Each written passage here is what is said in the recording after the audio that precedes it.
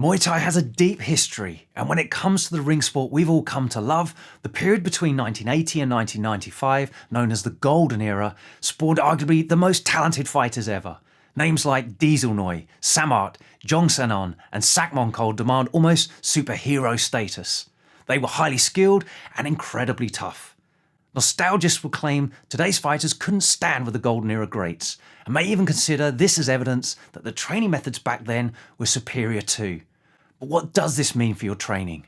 Fighters, welcome back to another episode of Heatrick Muay Thai Performance.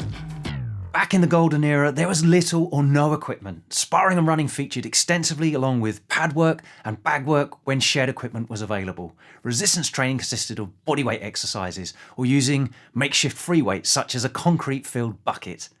It was a different time for sure, and many factors came together to create the Golden Era conditions. Economically, it was a very tough time in Thailand, and this drew more fighters from all over the country into the sport. The talent pool was huge. The poor conditions also built in natural adversity, fueling toughness or fighters' heart, and gamblers also didn't have the same influence back then. You'd see more all-out wars in the ring.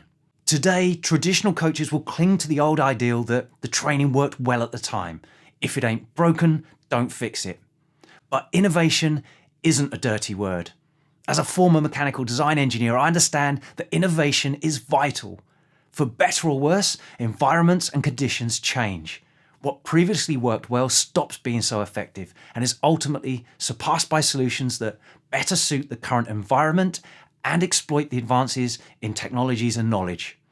Everett Rogers' diffusion of innovations model still rings true.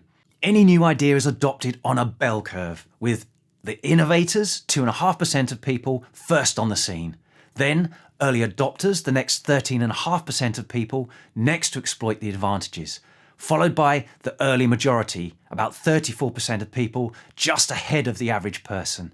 Then, the skeptical late majority, the next 34% of people, give in to social pressure. And finally, the laggards, about 16%, are the stout traditionalists who reluctantly shift when it's too late, and the idea is already obsolete due to new innovation, extinct like a dodo. I'm old enough to remember collecting home movies on VHS tape, then DVD, and then Blu-ray. And now we stream movies online at home. No more libraries of cassettes or digital discs, just a login and a monthly fee.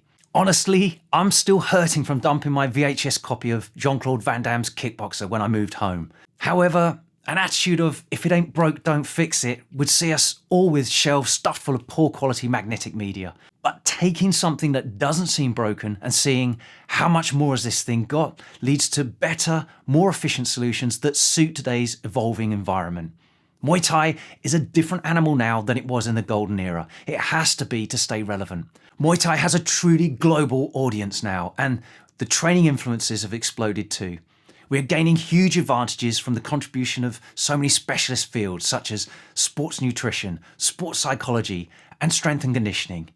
But with so many options comes confusion, and that's the state of play right now. For example, making better fighters isn't as simple as making better long-distance runners.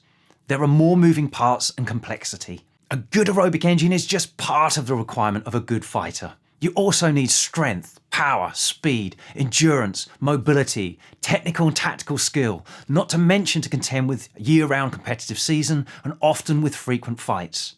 The solution is to adopt a strong evidence-based filter, guided by proven principles to sift for effective training methods that truly make a difference to Muay Thai performance. You can't just keep doing it the same way for years and expect to keep up. Performance training is constantly moving forwards and at an accelerating rate. Stopping where you are is going backwards in comparison to the rest of the field. And you can achieve the best of both.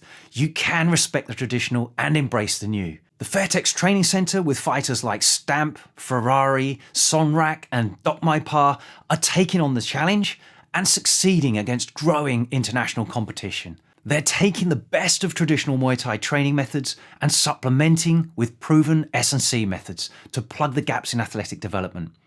If you desire more efficient training too, you're not a Muay Thai fraud.